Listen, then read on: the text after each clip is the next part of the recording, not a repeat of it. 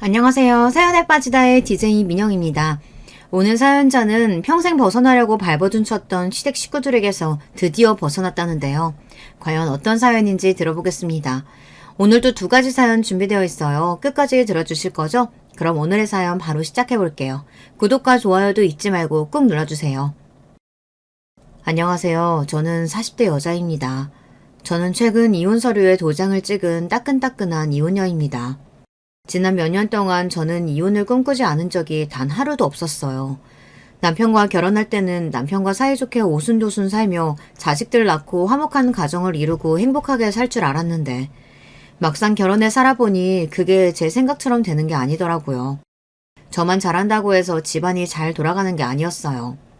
남편은 결혼해서 가정을 꾸리고 살 사람이 못 됐습니다. 남편은 워낙 자기 고집이 세고 자존심이 강한 사람이에요. 그러다 보니 위아래가 확실한 직장 생활을 견디지 못했어요. 항상 회사 상사와 사이가 좋지 않아 다니는 직장마다 문제가 생기더라고요. 결혼 전 연애할 때도 저와 만나는 1년 동안 직장을 3번이나 옮겼어요. 그때는 나이도 젊었고 아직 본인이 뭘 하고 싶어 하는지 모르겠다며 직장 생활이 본인이랑 안 맞는다고 하더라고요. 그때는 저도 어려서 세상 물정을 몰랐으니 남편을 응원했어요. 회사에 어렵게 들어가서도 몇 개월 버티지 못하고 매일 그만두는 남편에게 언젠가는 잘 맞는 직장을 구할 수 있을 거라고 위로했죠. 그런데 이게 나이를 먹고서도 변하지를 않으니 힘들더라고요. 결혼 이후 남편은 작은 패션 회사에 들어갔어요. 결혼하고는 정신 차리고 가장으로서 열심히 살겠다고 해서 그 말만 철떡같이 믿었었는데 사람은 원래 변하는 게 아니더군요. 처음엔 패션 회사가 적성에 잘 맞고 사람들도 괜찮은 것 같다고 하더니만 어느 날 갑자기 회사를 그만뒀다면서 짐을 다 싸서 들어왔더라고요. 저에게 일절 상의도 없이 갑자기 남편 혼자 결정한 상황이라 저는 황당해서 남편에게 따져 물었습니다. 갑자기 이게 무슨 일이야? 멀쩡히 다니던 회사를 또 상의도 없이 그만두면 어떡해. 이제 우리 아기도 나온다고 다시는 책임감 없이 행동 안 한다고 하더니만 또 왜 그랬어? 당시에 제가 첫 아이 출산이 얼마 남지 않은 시점이라 회사를 쉬고 있었어요. 저도 벌이가 없는데 남편까지 회사를 그만뒀다고 하니 저로서는 말이 좋게 나가지를 않았죠. 그런데 그때 남편 말이 기가 막혔습니다. 나라고 회사 그만두고 싶은 줄 알아? 이번엔 내가 회사를 그만둔 게 아니라 내가 잘린 거야. 황당한 게 남편이 회사를 그만둔 게 아니라 잘린 거라고 하더라고요. 지금까지 본인이 못 버티고 회사를 그만둔 적은 많아도 잘린 적은 없었는데 도대체 무슨 일인가 싶었죠. 저는 어떻게 된 일인지 남편에게 자초지종을 물어봤어요. 그게 사실은 내가 회사 양복을 좀 따로 빼서 팔았는데 그걸 누가 위에 일러 바쳤는지 딱 걸린 거 있지. 아휴, 월급도 쥐꼬리만큼 주면서 그것 좀 빼돌렸다고 사람을 자르는 게 어딨냐? 치사해서 원.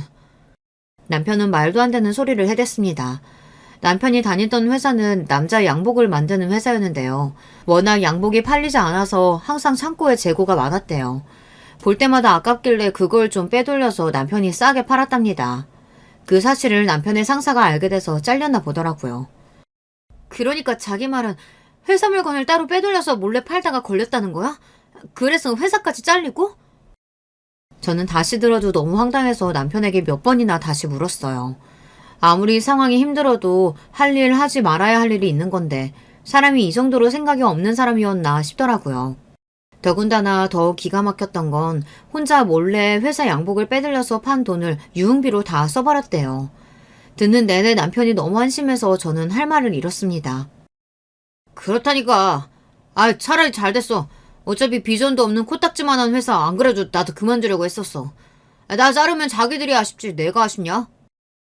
원래 남편 성격이 허세도 있고 객기도 좀 부리는 편이긴 해요. 그런 면을 알고도 좋아서 연애도 하고 결혼도 한 거라지만 막상 결혼해서 남편과 살다 보니 남편의 말도 안 되는 성격이 저를 힘들게 하더군요. 남편은 말로는 가장이라고 책임감 때문에 할 수 없이 그랬다고 하지만 누가 봐도 하면 안 되는 짓을 저질러 놓고도 본인이 잘못한 줄을 몰랐어요. 회사 상품을 몰래 빼돌려서 파는 거야 당연히 잘못된 행위이니 회사에서 잘리는 게 당연한 일인데도 남편은 끝까지 자신의 잘못을 인지하지 못했습니다. 오히려 걸리지 않게 철저히 있어야 하는데 일찍 걸려서 아쉽다고 했어요. 당신 그걸 지금 말이라고 해? 당연히 회사 옷을 빼돌리면 안 되지. 자기가 잘못해놓고 회사 잘못인 것처럼 몰아가면 어떡해. 당신 그런 짓까지 하고 회사에서 잘린 거 소문나면 어느 회사에서 당신을 써주겠어? 저는 당장 아이가 태어날 때까지 한 달도 채 안 남았는데 남편도 저도 둘 다 직장이 없으니 앞이 막막하기만 했습니다. 하지만 남편은 언제나처럼 자신감이 넘쳤어요. 본인은 언제든 직장을 구할 수 있답니다. 그래놓고 아이가 태어나고 반년이 다 될 동안 취직도 못해서 집에서 놀고 있었어요. 처음엔 어떻게든 직장을 구하겠다고 이력서도 여기저기 놓고 면접도 보러 다니는 것 같더니만 몇 번 면접에서 떨어지고 오더니 자신감이 떨어졌는지 한 달 전부터는 면접도 보러 가지를 않더라고요. 저는 어디 말할 데도 없고 혼자 소가리를 했어요. 모아둔 돈은 진작에 다 떨어졌고 2달 전 친정엄마에게 연락해서 도와달라고 사정을 해서 받은 생활비도 이제 거의 다 떨어져 가고 있었거든요. 그런 상황이다 보니 남편 얼굴만 보면 저도 모르게 화가 나서 부딪히기만 하면 싸웠어요. 그러던 어느 날이었어요. 시어머니께서 아기가 보고 싶다고 하셔서 잠깐 남편이랑 시댁에 갔습니다. 시어머니는 일찍이 시아버지와 사별하고 혼자 사십니다. 시댁도 형편이 넉넉지 않은 상황이라 시어머니께서 식당에서 주방 일을 하세요. 혼자 힘들게 사시는 시어머니를 보면 며느리로서 항상 걱정되고 죄송했어요. 하지만 막상 시어머니를 만나면 그런 마음이 싹 사라졌습니다. 저는 남편이 반년이나 나가서 일할 생각을 안 하고 있어서 속이 상해도 시어머니 앞에서 내색도 안 했었는데 시어머니는 괜히 저를 볼 때마다 남편 바가지 긁지 말라고 은근 잔소리를 하더라고요. 아이고 우리 아들 왜 이렇게 말랐어? 세아가 너 우리 아들 나가서 돈 못 번다고 설마 밥도 굶기는 거 아니니? 이 사람이 말하긴요. 매일 밤마다 친구들 만나서 술 얻어먹고 들어오느라 배가 남산만한데요 뭐. 누가 봐도 집에서 놀고 먹어서 살만 포동포동하게 올랐는데 시어머니는 남편을 볼 때마다 살이 빠졌다며 괜히 저를 구박했습니다. 잔소리하지 말라고요. 남자가 더 큰 도약하기 위해서 좀 쉬기도 하고 그러는 거지. 세아가 너 우리 아들 몇 달 집에 있다고 괜히 무시하고 그러지 마라. 남자들은 여자한테 무시당하면 사회에 나가서 다 티가 나. 가장이라고 자기도 잘해보려다가 실수해서 그런 건데 여자가 다독이고 더 잘 챙겨줘야지.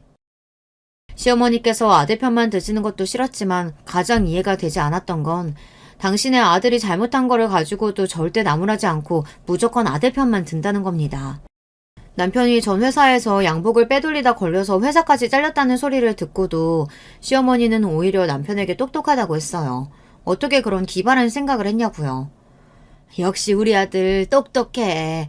어차피 회사에서 월급도 조금 준다면서 그렇게 해서라도 내 몫은 내가 알아서 챙겼어야지. 잘했어. 우리 아들 가장 노릇하느라 고생 많았네. 그때도 기가 막혀서 말이 나오지를 않았어요. 회사에 사기치다가 걸려서 퇴직금도 못 받고 잘렸는데 도대체 뭐가 똑똑하다는 건지 모르겠습니다. 남편이 자기밖에 모르고 윤리의식 자체가 바닥인 게 그때 보니 다 시어머니가 그렇게 키운 거더라고요. 더군다나 돈 문제가 불거지면 시어머니는 오히려 큰 소리를 치며 저를 나무랐어요. 한 번은 이런 일이 있었습니다. 아무래도 힘들어서 제가 주말에 아르바이트를 시작했어요. 시어머니께서 주말엔 식당에 나가지 않으셔서 시어머니에게 딸아이를 맡겨두고 주말만 나가서 일했습니다. 저도 웬만해서는 시어머니에게 아이를 맡기고 싶지 않았지만 방법이 없었어요. 남편에게 맡기고 나가고 싶어도 주말이면 친구들 만나야 한다고 매일같이 나가기도 했고 시어머니도 절대 남자한테 애 맡기는 거 아니라고 차라리 본인이 봐주시겠다고 했어요. 저도 주말마다 시어머니를 만나야 한다는 게 죽기보다 싫었지만 애 기저귀 값도 간당간당하니 뭐라도 해야 했습니다. 그런데 안 그래도 힘든 저에게 시어머니는 꼭 듣기 싫은 소리를 하셨어요. 애 옷이 이게 뭐니? 할머니네 오는데 그래도 좀 깔끔하게 예쁜 것 좀 입히지. 올 때마다 내복 차림이야. 마음 같아서는 예쁜 옷 사줄 돈이 어디 있냐고 따지고 싶었지만 그럴 수야 없으니 애써 날이 더워서 편하게 내복만 입혔다고 하고 말았습니다. 그런데 시어머니는 거기서 말을 멈추지 않고 계속 제 속을 뒤집으시더라고요. 사람이 없을수록 먹는 거랑 입는 거는 더 신경 써야 돼. 지금 당장 없다고 구질구질하게 살면 사람들이 다 무시하고 깔본다. 근데 너희 친정아버지는 평생 크게 사업하셨다더니 너는 애가 왜 그렇게 귀티가 안 나니? 설마 우리 아들 속이고 결혼한 거 아니야? 시어머니의 말을 들을 때마다 느끼는 거지만 사람 참 기가 막히게 합니다. 제가 그런 걸 뭐하러 속이겠어요. 안 그래도 그냥 아버지랑 살 걸 내가 왜 괜히 결혼 같은 걸 해서 이 고생을 하고 있나. 저도 후회하거든요. 애 맡기는 입장에서 시어머니와 실랑이를 벌이고 싶지 않았지만 만나기만 하면 사람 속을 뒤집으시니 도저히 참을 수가 없었습니다. 그래도 이제 한 가족이고 손녀도 생겼으니 시간이 지나다 보면 저도 시어머니와 자연스레 가족이 될 수 있겠지 싶었는데 그런 일은 일어나지 않았어요. 오히려 점점 더 시어머니한테도 정이 떨어졌습니다. 남편하고도 하루하루 버티는 마음으로 살고 있는데 시어머니하고까지 싸우고 싶지 않았거든요. 아이가 태어나고 나서 남편과 저는 하루하루가 전쟁이었어요. 애 키우기도 힘든 와중에 돈까지 바닥났으니 서로만 보면 으르렁거렸죠. 결국은 아이를 낳은 지 6개월 만에 제가 남편에게 선전포고를 했습니다. 당신 아무래도 직장 구할 생각은 다 접은 것 같은데 그렇게 살 거면 앞으로 당신이 우리 수아 키워. 내가 당장 내일부터 직장 구할 테니까. 저로서는 큰 결단을 내린 거였어요. 그때까지도 아이 모유를 직접 먹이고 있었는데 이대로 있다가는 우리 세 식구 거리에 나앉을 것 같아 애를 남편에게 맡기고라도 나가서 벌어야겠다 싶더라고요. 그때까지도 남편이 집에 있어도 딸 육아에 전혀 관심이 없었기 때문에 지금이라도 육아에 참여하라는 이야기였습니다. 저라도 나가서 벌어야 먹고 사니까요. 그런데 제 말에 남편이 하는 말이 가관이었습니다.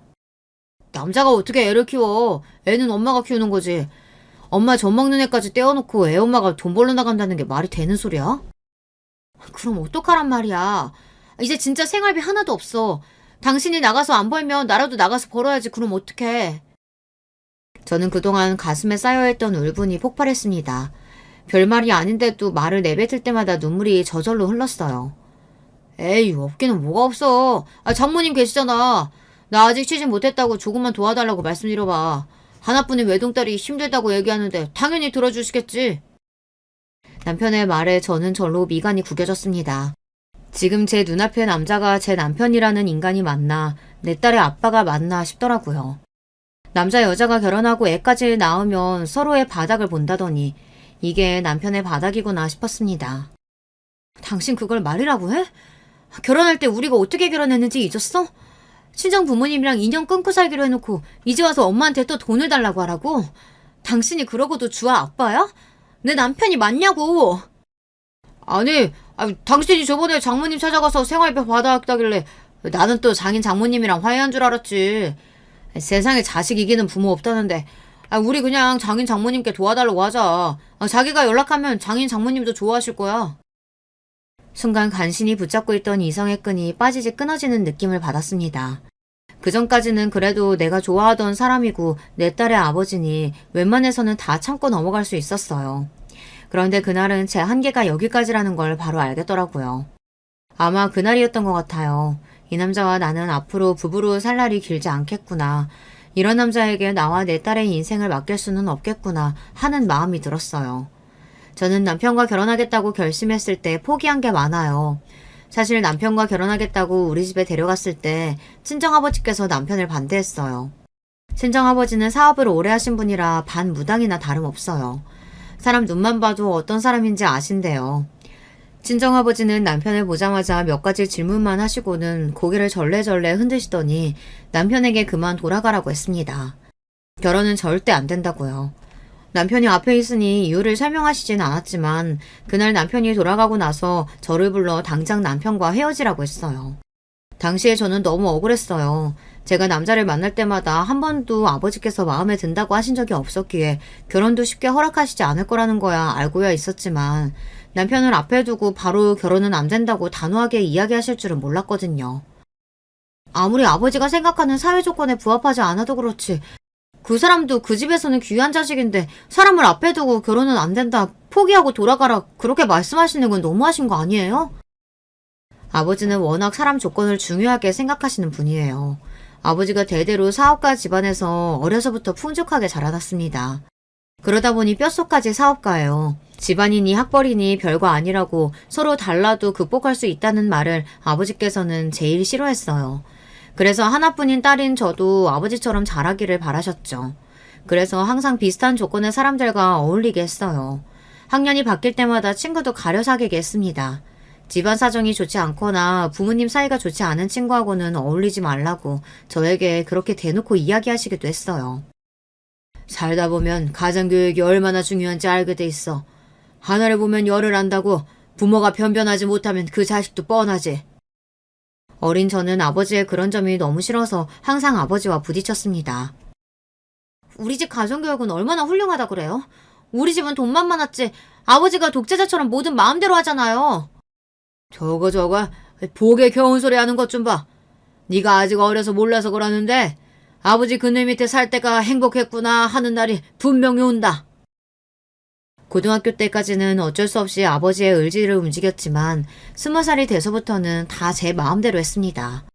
대학도 아버지께서 권유한 대학을 가지 않고 제가 원하는 대학을 갔어요.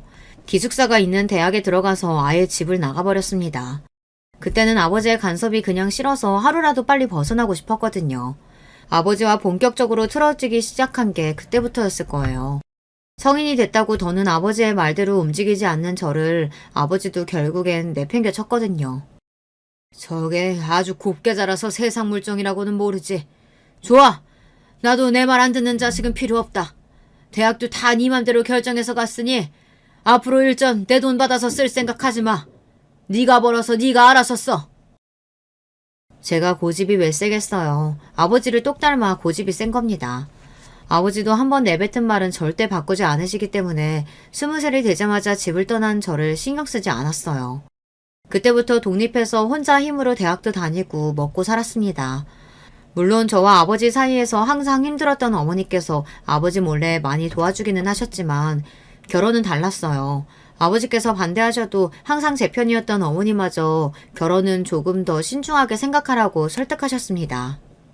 학벌이든 직업이든 뭐 하나라도 내세울 게 없으면 집안이라도 멀쩡해야지. 아버지도 없이 홀어머니인 거도 마음에 안 들어 죽겠는데. 뭐? 식당 주방에서 일해? 도대체 네가 뭐가 아쉬워서 그런 집에 시집을 가서 고생을 해? 그냥 아빠랑 사는 게 훨씬 낫지. 아버지 말씀이 맞아. 네가 몰라서 그렇지 시어머니 자리로 홀어머니 그거 쉬운 거 아니야. 엄마는 무엇보다 우리 딸이 고생하고 사는 거 싫어. 당시에는 부모님 말씀이 하나도 귀에 들어오지 않았습니다. 제가 사랑하는 사람인데 조건이 어떻든 그게 뭐가 중요한가 싶었어요. 시댁이 힘들면 제가 더 열심히 노력해서 뭐든 극복할 수 있을 줄 알았거든요. 제가 그 정도로 순진했습니다. 좋아하는 사람이랑 자식 낳고 사는 건데 고생할 게 뭐 있어. 나는 우리 자기랑 결혼하면 뭘 하든 행복하게 살 수 있어. 으이그 저 배알도 없는 년. 남자한테 미쳐서 부모 말도 안 듣고 혼자서 알아서 살겠다 이거지? 그래. 어디 한번 너 혼자 나가서 살아봐라. 어쩌면 그때라도 제가 한 번 더 신중하게 생각했더라면 남편과 결혼하지 않을 수도 있겠다라는 생각을 종종 하고는 합니다. 변명이라고 해보자면 아버지께서 저와 남편의 사이를 강하게 반대하시는 바람에 저와 남편 사이가 더 불이 붙었는지도 몰라요. 제가 평생 이해하지 못했던 아버지가 남편은 별로라고 저더러 잘못 골랐다고 하시니 저도 오기가 생겨서 어떻게든 더 남편과 결혼하려고 했는지도 모릅니다.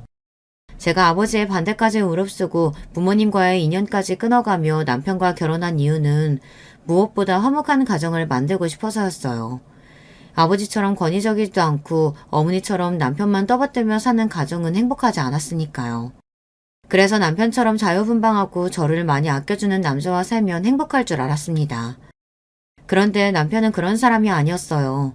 부끄러운 줄도 모르고 잘못된 행동을 아무렇지 않게 하며 남에게 피해주는 걸 전혀 미안해하지 않는 사람이었어요. 양복 빼돌려서 팔다가 회사 잘린 지 얼마나 됐다고 또 사고를 쳤습니다. 어느 날이었어요. 자기가 나가서 돈을 벌었다고 웬일로 생활비를 주더라고요. 매일 친구들 만나 술만 먹고 다니는 줄 알았더니 그래도 일하기는 하고 다녔나 보더라고요. 매일 친구들 만나서 놀러 다니는 줄 알았더니 이 돈은 뭐 해서 번 거야? 취직이라도 했어? 에이, 내가 우리 집 과장인데 설마 당신하고 우리 수아 굶어 죽이겠어? 당분간 아는 사람이 하는 매장에서 일 좀 도와주기로 했으니까 걱정하지 마. 남편의 입에서 나온 당분간이라는 말이 거슬렸지만 그래도 집에서 노는 것보다야 훨씬 나으니 저도 군소리 안 하고 열심히 하라고 했습니다. 그런데 그 일이 화근이 됐어요. 며칠 뒤 경찰서에서 연락이 왔습니다. 남편이 경찰서에 있다고요. 저는 놀라서 애를 업고 경찰서로 갔어요. 그런데 이 인간이 이번엔 대형 사고를 쳤더군요. 남편이 아는 사람 매장에서 같이 일한다는 게 흔히 말하는 다단계 약장사 같은 거였어요. 그것도 사업자도 없이 불법으로 노인들에게 영양제랑 식품들을 팔았다가 그 불법적인 물건들을 사간 분 자녀의 신고로 잡혀왔더라고요. 거기다가 더 상황이 심각했던 건 아는 형이라는 사람이 이미 잠적한 상태라 남편이 다 뒤집어쓰게 생긴 거라는 겁니다. 남편은 결국은 재판까지 받았어요. 불행 중 다행인지 벌금으로 마무리는 되었지만 우리 집 형편에 벌금 낼 돈도 없었죠. 저는 도저히 돈 나올 구멍이 없으니 집이라도 팔자고 했어요. 우리 주제에 아파트는 말도 안 됐어. 그냥 이거 팔아서 벌금 내고 전세를 옮기자. 어차피 대출이자 내는 것도 버거웠어. 그나마 남편이 살면서 제일 잘한 일이 결혼할 때 아파트를 분양받았다는 거예요. 위치도 서울 중심부라 거의 로또나 다름없는 아파트였죠. 갖고만 있으면 계속 오를 거라 힘들어도 대출 이자는 꼬박꼬박 내고 있었는데 당장 벌금을 내야 하는 상황에 도저히 방법이 없으니 집을 팔 수밖에 없겠다 싶었습니다. 그런데 제 말에 남편과 시어머니는 난리가 났어요. 그 아파트가 어떤 아파트인데 팔아? 지금도 벌써 3억이나 올랐는데 나는 절대 못 팔아. 그럼 어떡해? 당신 돈 있어? 몇천이나 되는 벌금이랑 위약금 다 어떡할 거냐고. 얘가 너는 그깟 몇천 때문에 왜 내 아들이 잡니? 우리 아들이 일이 이렇게 될 줄 알고 그랬어? 너랑 네 딸 먹여 살리려고 하다가 그런 거잖아. 그리고 너는 애가 머리가 왜 그렇게 멍청하니? 이 아파트 앞으로 계속 오를 텐데 지금 팔면 어떡해? 그냥 너희 친정에 한번 부탁 좀 해. 상황이 이러니 좀 도와달라고. 시어머니는 너무도 당연하게 친정에 연락하라고 했습니다. 어차피 손녀도 태어나고 이제 좀 있으면 돌인데 언제까지 그렇게 남남처럼 살 거냐고요. 이 김에 너도 부모님이랑 다시 연락하고 지내면 좀 좋아? 부모 자식 간의 천륜인데 그걸 어떻게 평생 끊고 사니? 저는 기가 막혀서 말문이 막혀 말도 나오지 않았습니다. 인간들이 어떻게 저렇게 뻔뻔한지 모르겠어요.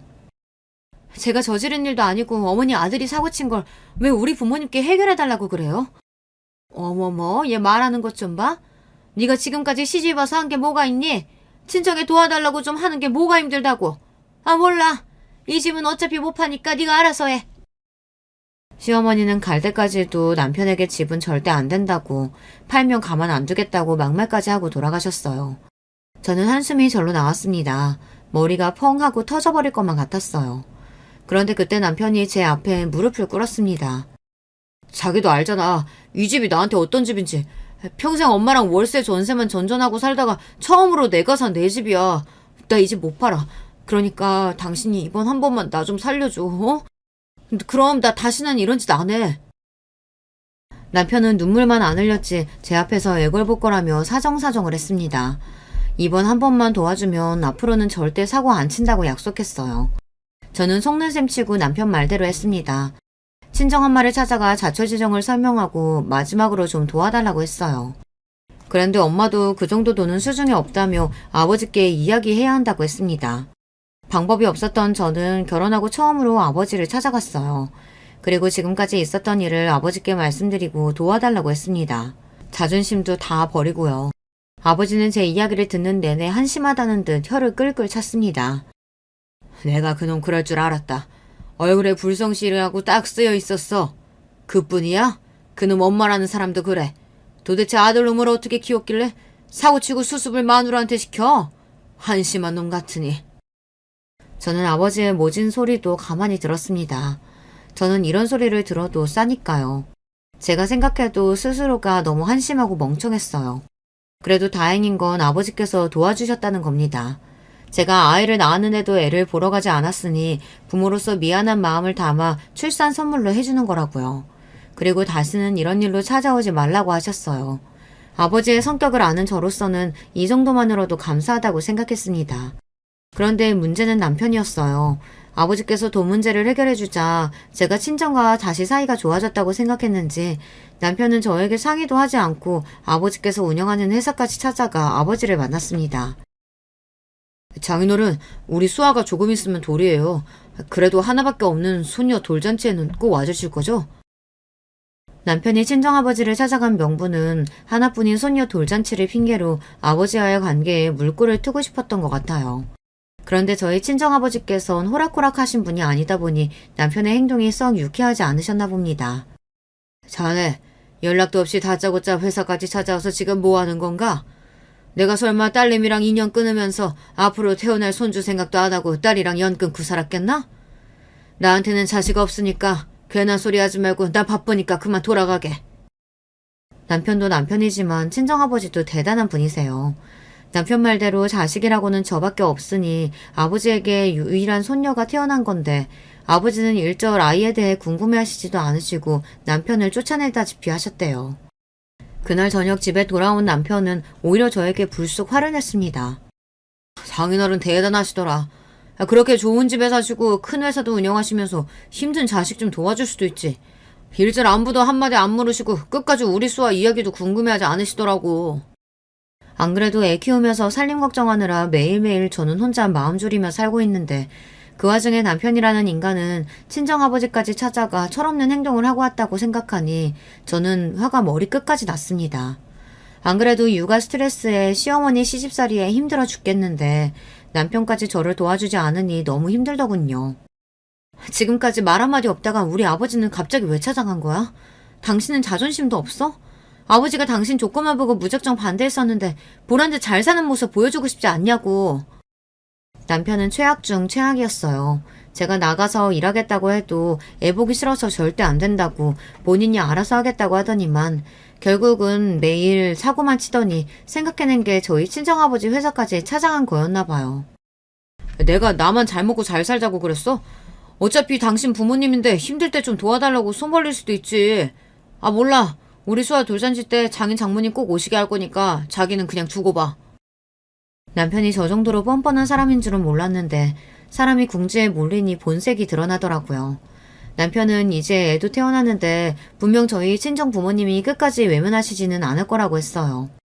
그런데 남편 생각이 아주 다른 것만은 아니었습니다.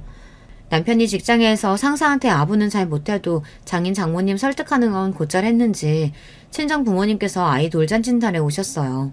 그리고 더 신기했던 건 아버지의 반응이었습니다. 돌잔치가 끝나고 저와 남편에게 오시더니 남편에게 다음 주부터 회사로 출근하라고 했습니다.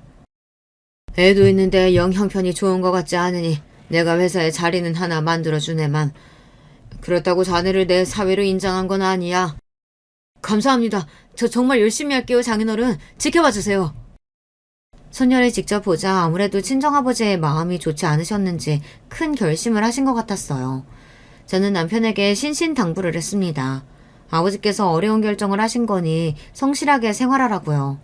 그래도 남편도 아예 생각이 없는 사람은 아닌지 아버지 회사는 성실하게 다녔어요. 들어가서도 별탈 없이 3년 넘게 잘 다녔습니다. 남편이 아버지 회사에서 일하는 동안 아버지도 점점 마음을 열어서 자주 왕래하고 지냈어요. 명절 때 같이 여행도 가고 생신 때 찾아뵙기도 했습니다. 확실히 부모님과 왕래하면서 지내니 저도 마음이 놓였는지 바로 둘째가 생기더라고요. 둘째가 생기고 나서는 친정엄마가 자주 집에 와서 도와주셔서 저도 슬슬 직장을 구하려고 하고 있었어요.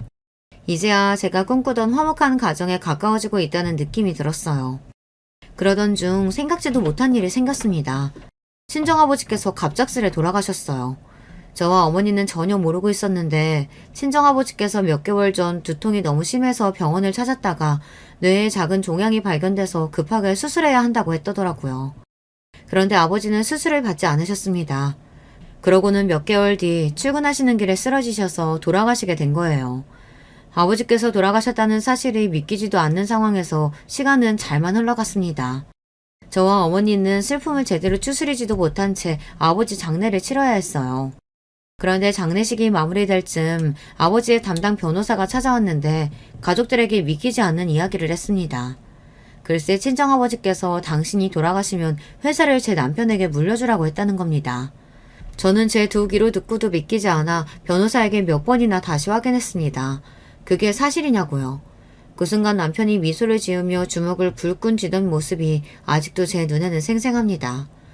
아무리 생각해도 믿기지 않았어요. 딸 돌잔치 이후 친정 부모님과 왕래를 시작해 다시 가까워지긴 했지만 회사를 맡길 정도로 남편을 믿지는 않으셨어요. 그런데 놀랄 일은 거기서 끝이 아니었습니다. 아버지의 유언장 내용이 공개되고 나자 남편과 시어머니 행동이 기가 막혔다는 겁니다. 남편은 잔뜩 올라간 어깨로 기고만장해선 전보다 더 제 앞에서 재수없게 굴었어요. 당신 나한테 매일 잔소리하고 무시했지? 이거 봐, 내가 그동안 장인어른께 얼마나 잘했으면 그 독한 장인어른이 제일 아끼는 회사를 나한테 넘겼겠어. 아무래도 이상해. 항상 아버지는 본인이 아닌 이상 회사는 무조건 전문 경영인에게 맡긴다고 하셨는데. 저는 아무리 생각해도 이해가 되지 않았습니다. 그런데 그때였어요. 남편이 갑자기 욱하더니 기분 나쁘다는 듯 저에게 큰 소리를 쳤습니다. 당신 지금 그거 무슨 뜻이야? 아버지께서 결정한 일이 마음에 안 들기라도 한다는 거야? 내가 회사 물려받는 게 이상하다는 거냐고. 그거야. 평소 아버지께서 당신을 탐탁지 않아 하셨으니까 이해가 안 돼서 그러지. 남편의 태도에 저도 욱해서 소리를 지르고 말았습니다. 제 말에 남편이 마음이 많이 상했는지 인상을 팍 구긴 채 집을 나가버렸어요. 제가 말이 심했나 싶기도 했지만 남편이 저러는 게 어디 하루 이틀인가 싶어 그냥 그러려니 했습니다. 어찌됐든 살아생전 아버지께서 남편을 좋아하지 않았던 것처럼 보였지만 그래도 하나뿐인 사위라고 마지막으로 한 번쯤은 믿어보시려고 하신 건가 싶은 마음도 들었습니다. 제 입장에서는 아버지께서 평생 일궈낸 회사를 남에게 주느니 남편이 맡아서 해보는 게 나쁘지 않다고 생각했으니까요. 그런데 얼마 뒤 충격적인 일이 벌어졌습니다. 어느 날 시어머니께서 불쑥 저를 찾아왔어요. 그러더니 제 앞에 이혼 서류를 내밀었습니다. 너 우리 아들 매일 무시했지? 우리 아들도 이제 회사 대표라 이거야. 이제 우리 아들한테도 너 같은 거 필요 없으니까 당장 이혼 서류에 도장 찍어라. 저는 이게 도대체 무슨 일인가 싶어 어안이 벙벙했습니다. 이건 또 무슨 상황인가 싶었죠. 어머님, 갑자기 찾아와서 뭐 하시는 거예요? 애들 아빠가 본인이 잘나서 회사 물려받던 것도 아니고 우리 아버지가 저 봐서 물려주신 건데. 옛말에 뭐로 가도 서울만 가면 된다라는 말이 있어. 어쨌든 우리 아들 앞으로 물려받았으니까 우리 아들 거야. 시어머니의 말도 안 되는 억지에 저는 웃음이 다 튀어나왔습니다. 아버지 회사도 물려받았겠다. 이제는 저랑은 볼일 다 봤으니 이혼이라고요? 애들 아빠도 같은 생각인 거죠? 당연하지. 우리 아들이 너한테 찔려도 친척 찔렸는데 너희 아버지 회사 하나 보고 지금까지 꾹꾹 참은 거야. 그거 아니었으면 너 버리고 다른 여자 만나도 친정 만났지. 가만 보면 남편이 시어머니를 그대로 빼다 박았어요. 무식해도 너무 무식한 게 둘이 똑같더라고요. 잘 됐네요. 안 그래도 제가 먼저 어떻게 말을 해야 하나 고민했었는데 어머니께서 먼저 말씀해 주시니 속이 다 시원하네요. 좋아요. 이혼하겠습니다. 저는 절로 입가에 미소가 흘렀습니다. 안 그래도 남편에게 이혼 소장을 언제쯤 보내야 하나 타이밍을 보고 있었는데 시어머니가 먼저 찾아와 이야기를 꺼내주니 다행이다 싶더라고요. 저는 절로 웃음이 나오고 어깨춤이라도 출 것 같았어요. 지난 제 결혼 생활들이 파노라마처럼 흘러가면서 지금까지 고생했던 자신이 다 기특하더라고요. 드디어 지긋지긋했던 남편과 시어머니에게서 벗어난다고 생각하니 금방이라도 하늘을 날 것 같았습니다. 제가 곧장 방으로 들어가 도장을 가지고 나와 이혼 서류에 도장을 찍었더니 시어머니는 의아하다는 듯 저를 빤히 바라보았어요. 너 되게 웃긴다. 지금 속으로는 똥줄 바짝바짝 타면서 애써 쿨한 척하는 거야? 너희 아버지가 아무리 부자라도 회사 하나 있는데 그마저 내 아들한테 넘어갔으니 너는 이제 거지꼴이나 다름없잖아. 근데 뭐가 좋다고 그렇게 연신 웃니? 시어머니는 고작 아버지 회사 하나 남편에게 넘어갔다고 제 수중에 아무것도 없는 줄 알더군요. 세상 물정을 모르는 건 제가 아니라 시어머니였습니다. 저는 다 필요 없어요. 우리 애들만 제가 키울 수 있으면 돼요. 그래, 너 말 잘했다. 안 그래도 우리 아들이 양육권 문제를 고민하던데 애는 당연히 엄마가 키워야지. 우리 아들이야 앞으로 그 큰 회사 운영하려면 바쁠 텐데 애들 키울 시간이 어디 있겠어? 처음으로 어머님이랑 저랑 뜻이 맞네요. 애들 제가 데려오면 당연히 약육비는 주실 거죠? 아유, 당연하지. 애들 혼자 키우려면 힘들 테니까 이 아파트 너 가져라. 우리가 주는 이혼 선물이야. 저는 생각지도 못한 시어머니의 아파트 플렉스에 너무 기분이 좋아서 박수까지 쳤습니다. 쪼잔한 시어머니랑 남편한테 양육비 받으려면 꽤 고생 좀 할 줄 알았는데 이렇게 쉽게 풀릴 줄은 몰랐거든요. 어머니, 지금 우리 아파트 분양가가 얼마인 줄 알고 이야기하시는 거예요? 얼마 전에 15억이 넘었어요. 그래, 알지. 이제 우리 아들 이미지도 있는데 15억. 그 정도야 양육비를 줄 수 있지. 저는 행여나 시어머니가 나중에 말을 바꿀까봐 바로 변호사에게 연락해서 남편과 합의한 이혼 조건들을 정리해서 서면으로 보냈습니다. 바로 법원에 제출해 달라고요. 그런데 이혼 서류에 도장이 채 마르기도 전에 시어머니께서 난리가 났어요. 변호사와 통화를 마친 지 몇 분 되지 않아 시어머니께서 누군가와 전화통화를 하시더니 눈이 동그래져서는 저를 붙잡았습니다. 그러더니 하시는 행동이 기가 막혔어요. 애미야. 일이 꼬여도 단단히 꼬였나 보다. 내가 너한테 실수했다. 우리 이혼은 없던 일로 하자. 지금 당장 변호사한테 전화해. 이혼 안 할 거라고. 어머님, 또 왜 이러세요? 저는 이미 이혼하기로 다 결정했어요.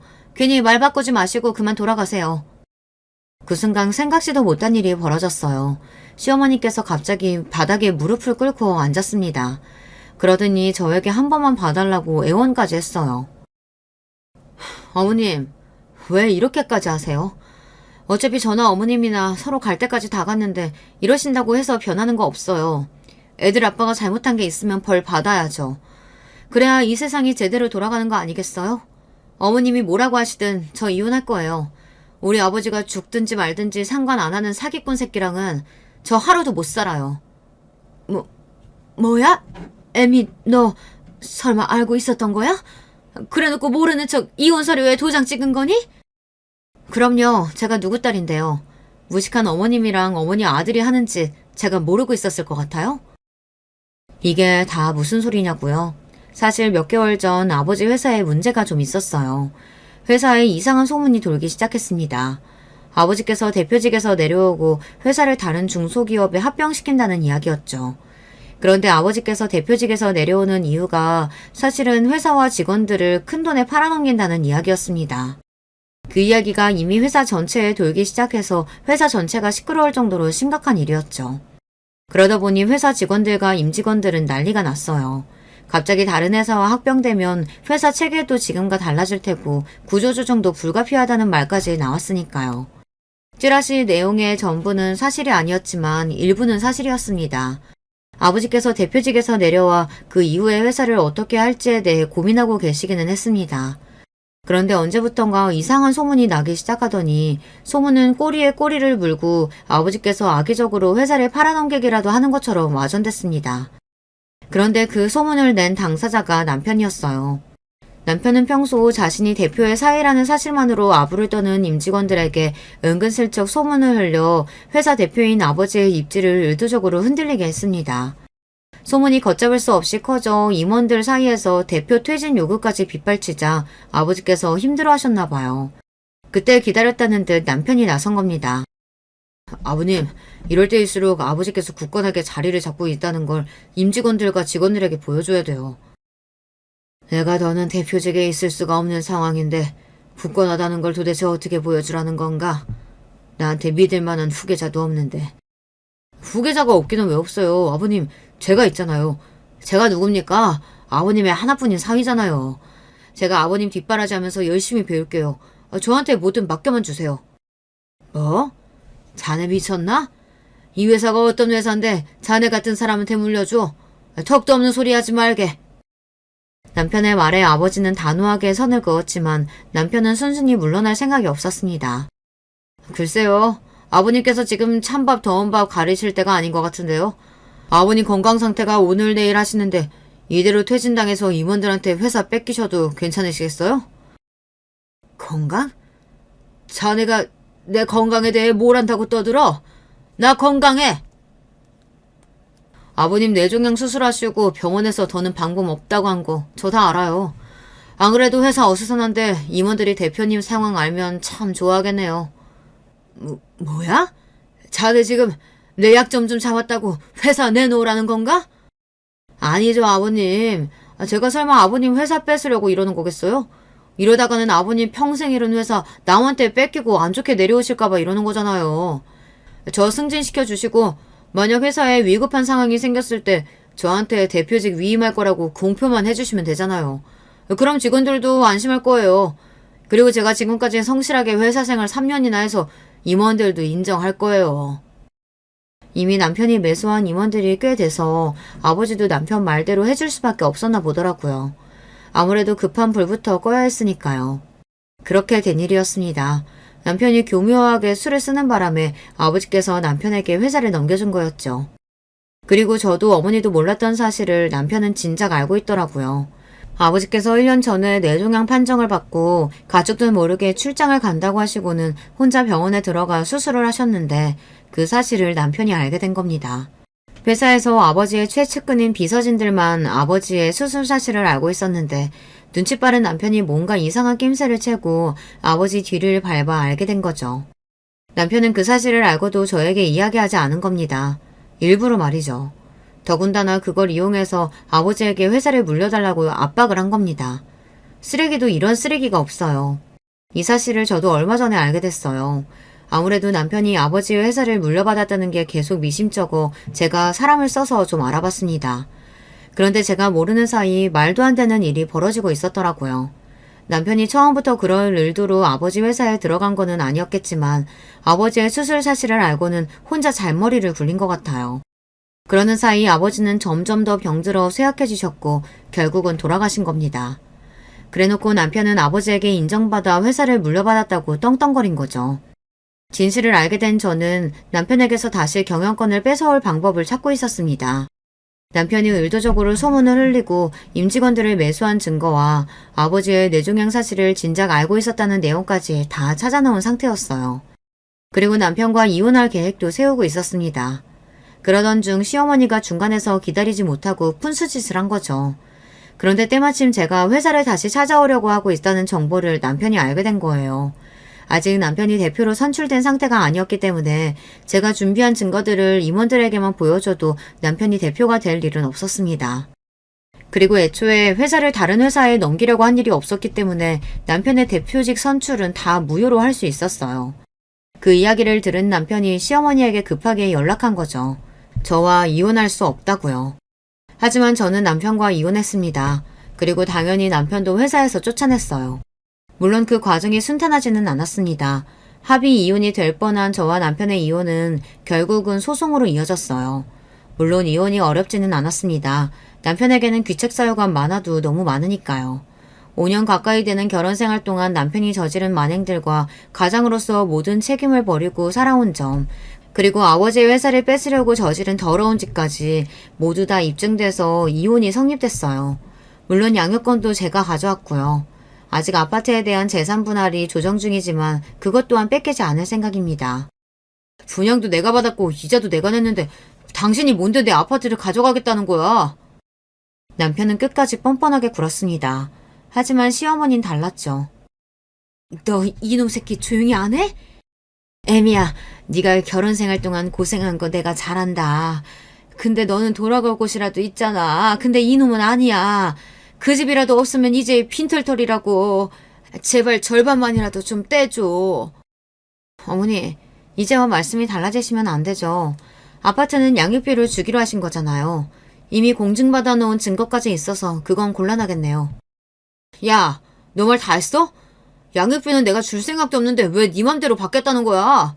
네가 애 둘이나 낳아뒀으면 네가 알아서 책임져야지. 내가 왜 돈을 줘?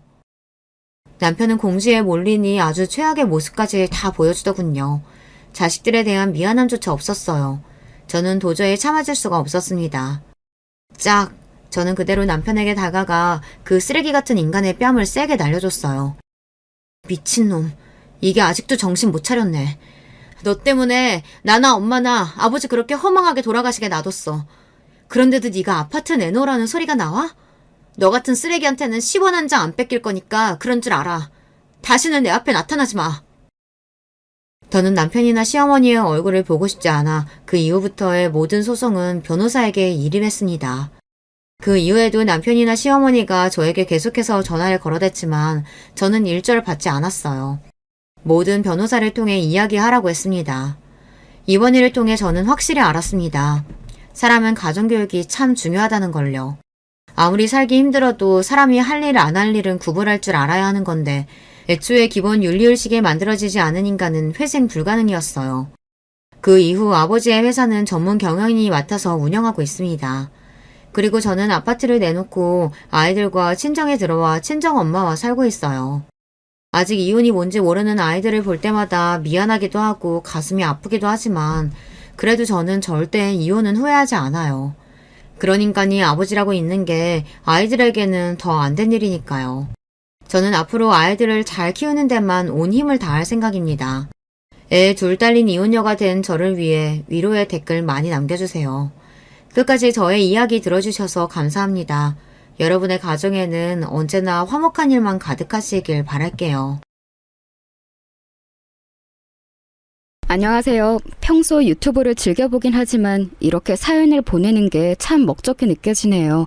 하지만 제 사정에 대해 객관적인 얘기를 들어보고 싶어서 결심을 하게 되었습니다. 저는 50대 초반의 남자이고 경기도에 살고 있어요. 지인들 소개로 만난 아내와 결혼을 한 게 2002년이었고 그 다음 해에 딸을 낳았답니다. 둘이서 고군분투해가며 작은 집에서 열심히 살림하고 절약하고 살다가 얼마쯤 지났을까요? 딸아이가 어린이집을 다니던 시기부터 아내는 일을 시작하게 되었어요.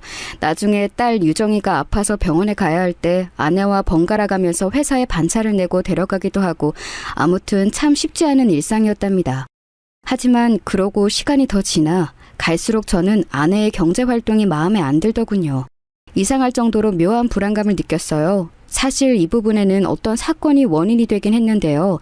다 그런 건 아니라고 하지만 저의 직장에서 아주 안 좋은 사례를 보았기 때문이에요. 아내도 그 부분에 대해서 알고는 있었고 그걸 걱정하는 저에게 강력한 불만을 나타냈었어요.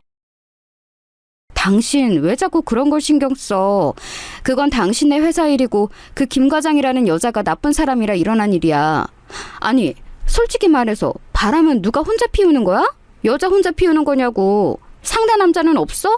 왜 여자만 나쁜 것처럼 말해? 그 김 과장이 유부녀의 애도 둘이나 딸렸는데도 부장이랑 바람나서 도망갔으면 그건 그냥 그 사람들 일인 거야. 왜 나까지 일어나지도 않은 일에 의심을 받아야 해? 회사에서 일하는 여자들은 전부 남편 두고 회사 사람이랑 바람나는 거야? 이렇게 노골적으로 저에게 비판을 쏟아내는 아내의 반응을 보면서도 마음이 썩 놓이지는 않더라고요. 제가 회사에서 점점 승진하던 차에 옆 부서에서 정말 저 말 그대로의 사건이 벌어졌거든요. 당시 양쪽 집안 배우자들이 쫓아와서 회사를 초토화시켰고 엄청난 물리적인 싸움이 일어나서 그날 하루 종일 진압하느라 엉망진창이었답니다. 저는 부서 간의 불륜이 일어나 양쪽 집안이 쪼개지고 평소에 그 남녀들 둘이 얼마나 조신하고 도덕적인 체를 해가며 살았는지도 다 봤기에 충격이 꽤 컸어요. 그래서인지 은연중에 보수적인 생각을 갖게 된 거예요. 내 아내는 꼭 일반 회사, 남자들이 많이 있는 곳에선 일하지 못하게 해야겠다. 이런 못난 생각들을 하고 있었던 거예요. 왜냐면 당시에 우리 아내도 본인 회사에서 비슷한 포지션 안에 있었고 자꾸 남자 동료들이랑 엮어서 일을 하고 늦는 날이 많았거든요. 지금 따져보면 참 꽉 막히고 고지식한 어쩌면 의처증이 동반된 가치관이었던 것 같아요. 그러나 저는 좀 이해가 안 되었던 게 제가 그런 생각을 자꾸 하고 불안에 빠져 있어서 그런 일이 일어났던 걸까요? 아니면 원래 일어나야 했던 일이라 제가 그렇게 불안감을 가졌던 것일까요? 이것에 대한 수수께끼가 제 안에서 수년간 풀리지 않았어요.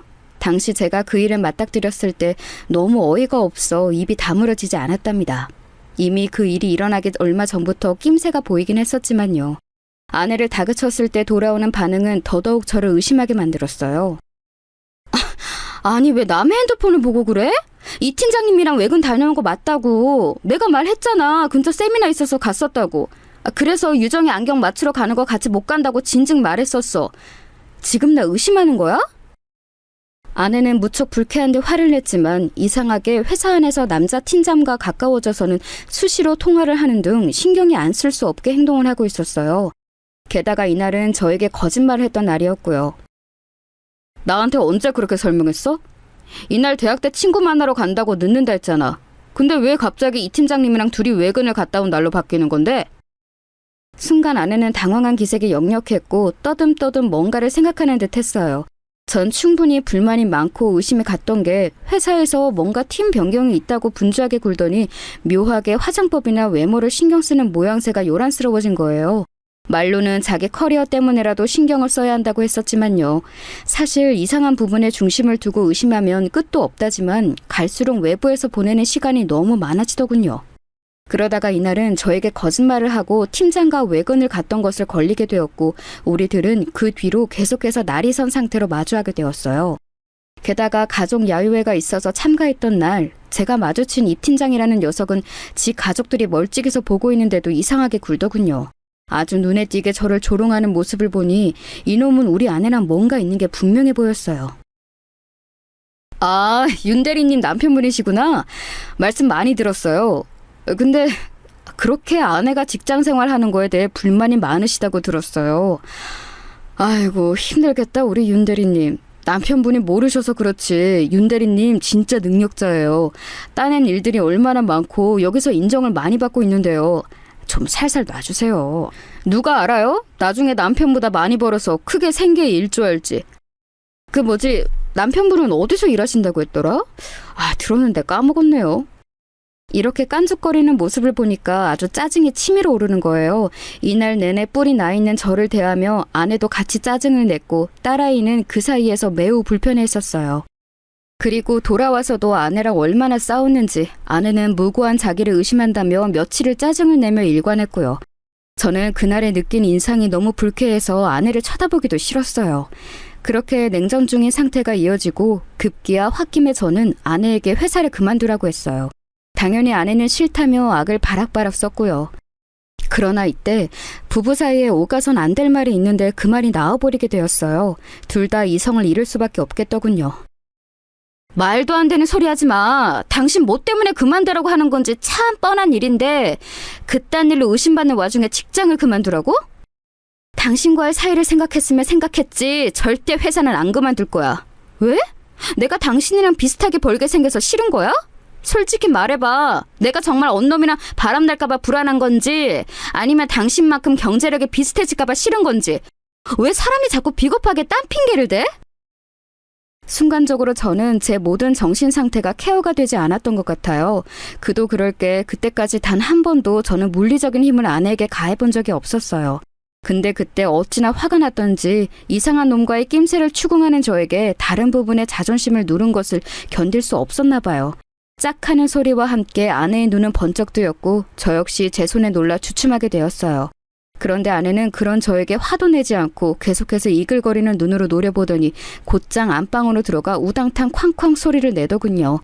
당시 딸아이는 우리 본가에 놀러가서 자기 친척들이랑 있었고 저녁 10시쯤 제 여동생이 집으로 태워다 줄 예정이었어요.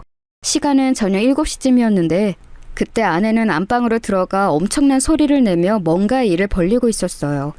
일단 제 손의 움직임에 대해 저 스스로도 놀래고 자책을 하고 있던 터라 그때 아내가 단순히 뭔가 화풀이를 하고 해소한다는 정도로만 생각했는데요. 그런 수준의 일이 아니었어요. 얼마 안 되어 문을 귀가 찢어질 만한 소리로 쾅 열더니 자그마한 보스턴백에 뭔가를 잔뜩 우겨 넣어서 나온 거예요. 옷은 외출복 차림을 한 상태로 말이죠. 저는 그 상태를 슬쩍 봤음에도 차마 입을 열지 못하고 있는데 아내가 입을 열어 정말 조금의 정도 남아있지 않다는 말투로 차갑게 말하더군요.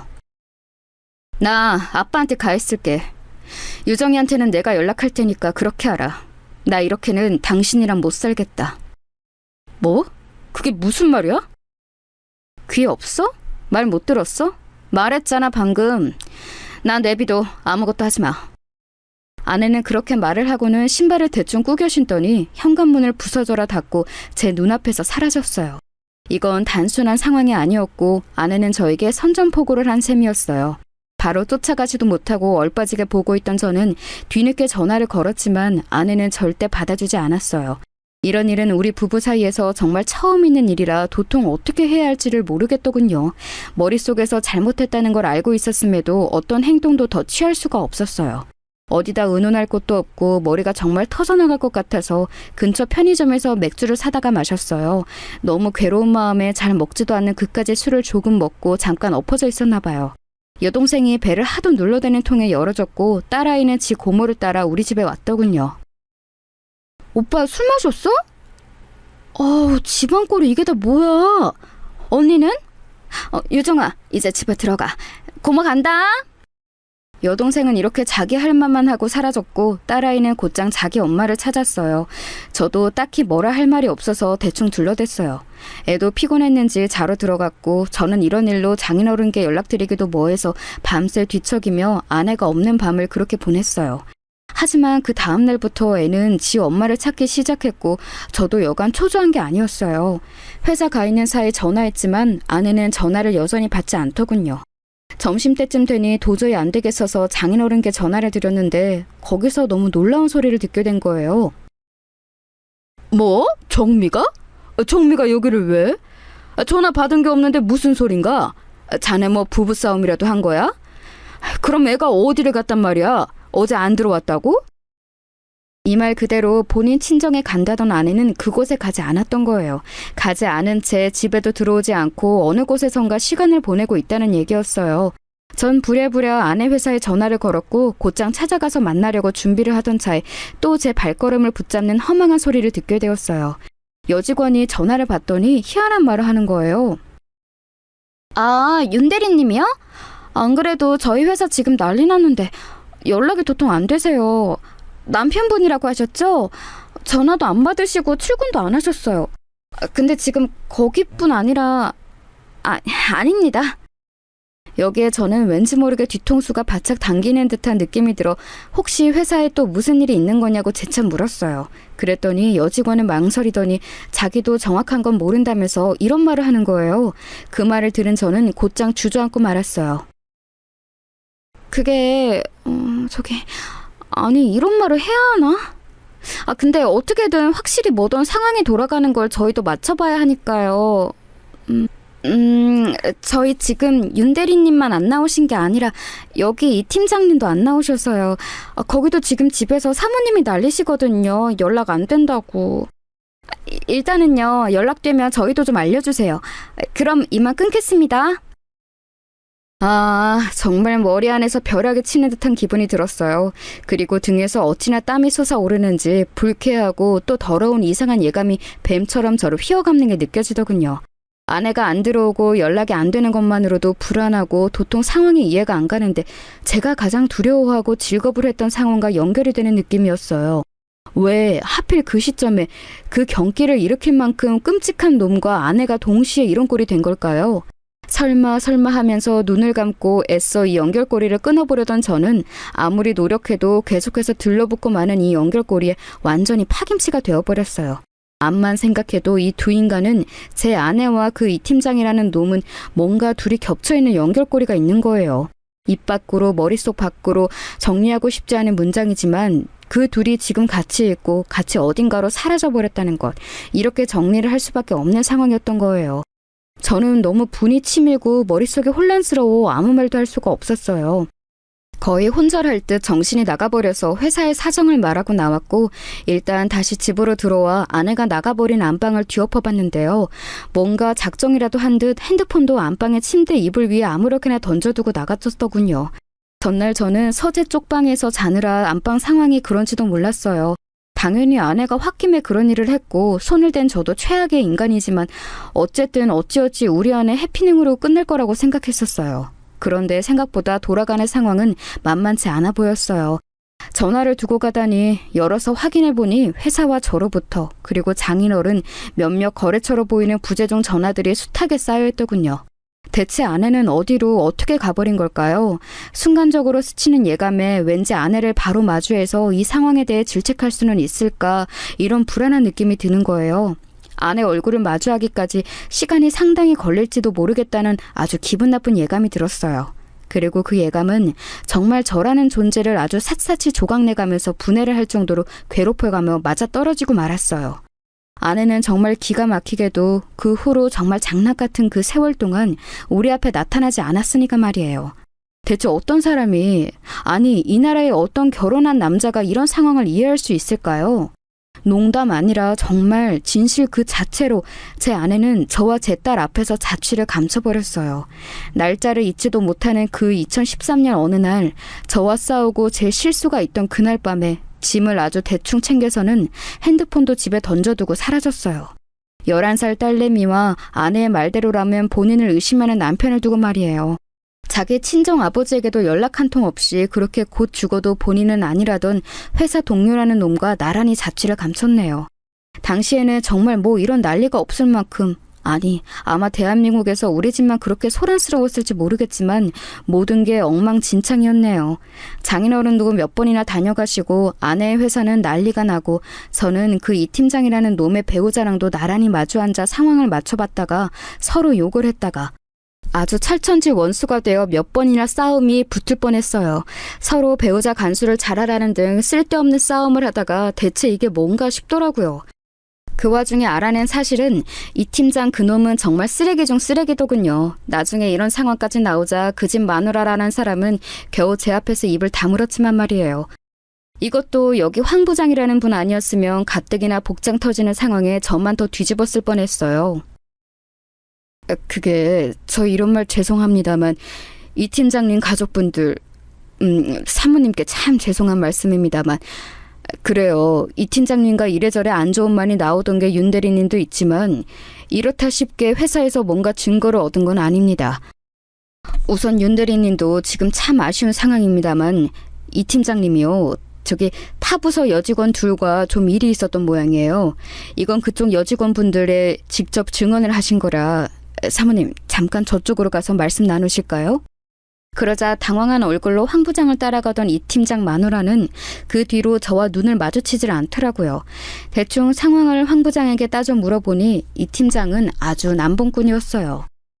그게 자세한 말씀을 드리기 어렵고요. 좀 불미스러운 일들이 있는 것 같습니다. 윤 대리님까지는 저희도 정확히 모르겠지만 네, 아무튼 그렇습니다. 이런 분위기를 보아하니 몇몇 여자들을 꽤 건드렸던 것 같아요. 역시나 제가 느꼈던 촉은 틀린 게 아니었던 것 같더군요. 어지간히 여자 좋아하고 밝히는 놈이라는 건 말이에요. 그런데 그건 그렇고 대체 제 아내는 왜 우리 앞에서 사라질 건지 알 수가 없었어요. 그 팀장놈도 사라지고 제 아내도 같은 날에 없어졌으니까요. 다른 게 있다면 팀장놈은 간간히 연락은 되었지만 이혼을 요구하고 있다고 들었고 제 아내는 조금도 거처를 확인할 수가 없더군요. 나중에 제가 연락처를 받아서 괴성을 질러가며 온갖 육두문자가 섞인 얘기를 했더니 제 전화도 받지 않는 거예요. 여기서 저는 너무 지쳐갔고 심지어 중간에 회사에서 일에 집중은커녕 한 번 쓰러진 적도 있었어요. 심신이 다 녹아 없어질 정도로 마음고생하는 저 때문에 어쩔 수 없이 딸아이는 주중에는 자기 고모네에서 등하교를 하게 되었어요. 여동생이 너무 신경을 많이 써주었고 솔직히 얘가 없었다면 제가 그 시기를 어떻게 버텼을지 모르겠네요. 오빠, 나는 정말 이해가 안 돼. 언니, 어떻게 그렇게 유정이랑 오빠를 두고 나가? 남자한테 환장해서? 아니, 그 남자놈도 지금 이혼해달라고 난리라며. 언니는 뭔데? 연락될 구멍은 다 놔두고 나가버리고 그냥 남자한테 환장해서 그쪽에 들러붙은 거야? 와, 진짜 너무 괘씸하다. 오빠는 절대 이혼해주지 마. 나 정말 언니 그렇게 안 봤어. 성격 좀 깐깐해도 언니가 그런 쪽으로 사고칠 거라는 건 상상도 못 해봤다고. 다 떠나서 우리 유정이 너무 불쌍해서 어떡해. 자기 엄마를 저렇게 찾는데. 그나마 내가 이 동네 살고 우리 애들이랑 한 학교 다니니까 오가며 챙기는 거지. 그거 아니었으면 어떻겠겠냐고. 진짜 환장을 노릇이다. 동생 말 맞다나 우리 집은 풍비박산이 나버렸고 혼자 살아가시는 저희 아버지를 비롯하여 장인어른까지 깊은 충격을 받으셨어요. 솔직히 인간된 마음으로 그렇게 시간이 하루하루 지나 몇 달이 되고 있는데 제가 제정신을 차릴 수 있었을까요? 너무 마음이 괴로워 회사도 그만두려는 저를 지금에 와서 생각해보면 너무 고맙게도 동료가 강력하게 말렸어요. 안 돼, 절대 안 돼. 그만두면 안 된다고. 살다 보면 별일 다 있는 거야. 그래도 어떡해. 밥줄은 붙잡고 있어야지. 남자가 밧줄은 붙들고 있어야 돼. 애는 어떻게 할 거야? 애 엄마는 그렇다고 쳐. 언놈이랑 도망가서 안 나타난다고 치자고. 그럼 그냥 그렇게 굶어 죽을 거야? 애는 여동생이 봐준다며. 근데 그걸 언제까지 할 수 있겠어? 앞으로 살 날이 구말리 장천이야. 여동생도 가정이 있을 거 아니야. 결국 아빠인 권 대리가 애 끝까지 책임져야 할 거 아니야. 이만한 걸로 그렇게 쓰러지면 안 돼. 물론 죽을 맛인 건 알아. 그래도 안 돼. 그만두지 말라고. 지금 회사 관두면 무슨 답이 있는데? 이 말에 저는 두둥하며 머릿속에서 뭔가가 잘게 부서지는 듯한 소리가 느껴졌어요. 너무 구구절절 하나도 틀린 말이 없어서 외려 더 제 가슴을 쓰라리게 하고 찢겨지게 만들더군요. 정말 맞는 말이었어요. 제가 회사를 그만두고 주저앉아 버리면 그 다음에 잡을 수 있는 밥줄은 결코 이만한 수준으로 똑같이 찾아오지 않거든요. 저는 어쨌거나 살아가야 하고 이제 막 초등학교 4학년인 딸아이도 키워내야 했어요. 집 대출도 한아름이었고요. 여동생이 돌봐주는 것도 한계고 매제 보기도 미안하고 결국 모든 건 다 제 손안에 있고 책임을 져야 했거든요. 아니나 다를까 회사에 낸 잠깐의 휴가를 다 채우고 다시 복귀했을 때 얼마 안 되어 여동생이 이런 말을 해오더군요. 오빠, 나도 우리 애들 이제 중학교 가고 신경 쓸 게 많아서 유정이를 빼곡하게 챙기기가 힘드네. 우리 신랑도 오빠랑 유정이 너무 안 됐다고 안타까워해. 그런데 어쩌겠어. 얼마 전에 미희도 학원 근처에서 사고 나서 그거 챙겨야 되고. 아무튼 너무 정신이 없어. 오빠 진짜 마음 강하게 먹어야 해. 아 참, 언니네 집에서는 연락이 없어? 사돈 어르신 말이야. 우리 장인어른 정말 제 여동생 말 맞다나 왜 연락이 없었겠나요. 장인어른은 제가 설명한 대략적 내용을 듣고 믿을 수 없어 하셨고, 제가 와이프 회사에 가서 따져 묻고 상황 파악을 할 때에도 같이 가셨어요. 그런 와중에 본인도 어쩔 수 없이 많은 상황들을 실감하시고 알게 되셨고요. 그렇게 돌아온 뒤 저나 장인어른이나 차마 서로에게 연락할 만한 타이밍을 찾지 못했던 것 같아요. 제 마음이 굴러가는 모양으로 볼 때 저 역시 장인어른을 썩 뵙고 싶지는 않았어요. 결국 저는 고심 끝에 몇 번이나 고민하고 고민했던 말을 내뱉게 되었어요. 이 상황에서 저는 그렇게 할 수밖에 없었고요. 장인어른 죄송합니다. 저기 한동안은 제가 좀 추스려야 될 것 같네요. 아내 때문에 제 마음이 편치가 않습니다. 장인어른 마음은 잘 알지만 한동안은 좀 우리를 그냥 놔둬주시면 안 될까요? 저는 저도 모르게 아내가 나가면서 저에게 던져버린 그 말, 자기를 좀 놔두고 아무것도 하지 말라는 그 말을 장인어른에게 화풀이하며 던져버리고 말았어요. 하지만 그런 저를 그 누가 탓할 수 있을까요? 저는 이 분을 풀 수 있는 곳이 아무것도 없었어요. 원인은 아내에게조차도요. 아내는 이 갈 곳 없는 분노를 자기에게 푸는 것조차 허용하지 않고 사라져버렸고, 저도 저지만 생태 같은 자기 딸, 그렇게 예뻐하던 딸도 미련 없이 내던지고 남자놈을 쫓아나간 거예요. 우리들과의 연결고리는 조금도 허용치 않겠다는 듯이 핸드폰까지 두고 나가버렸어요. 그러니 저도 더 이상 쥐어짜낼 조금의 배려, 긍정적인 태도가 나오진 않더라고요. 장인어른은 저 말에 답은 따로 안 하셨지만 그 뒤로 연락을 하지 않으셨어요.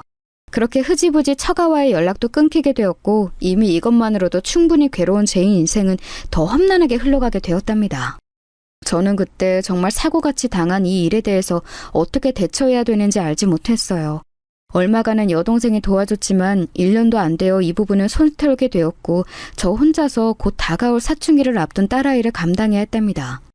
워낙 제 딸은 저를 좋아하는 아이였지만 엄마가 눈앞에서 사라지고 나니 여간 불안해하는 게 아니었어요. 드러내놓고 뭔가 사고를 쳤다기보다 조용조용하게 안 보이는 데에서 사고를 치고 있더군요. 저에게도 직접적으로 자기 엄마를 찾은 적이 없었어요. 아마 어른들의 대화 속에 눈치를 챈 것 같았는데 저를 생각해서인지 뭔지 말을 안 하더군요. 그렇게 딸은 점점 제 앞에서 입을 닫게 되었어요. 아빠가 나한테 말 안 걸었으면 좋겠어. 나 만사가 다 짜증나. 나도 내가 왜 이러는지 모르겠어. 아빠 미안해. 학교도 다니기 싫어. 이 내용을 보고 급하게 여동생에게 SOS를 쳤고, 그나마 여자의 심리를 알고 있는 여동생이 어느 정도 설명을 해줬어요. 심각하다면 심각하고 별일이 아니면 별일이 아닌 상황 같아.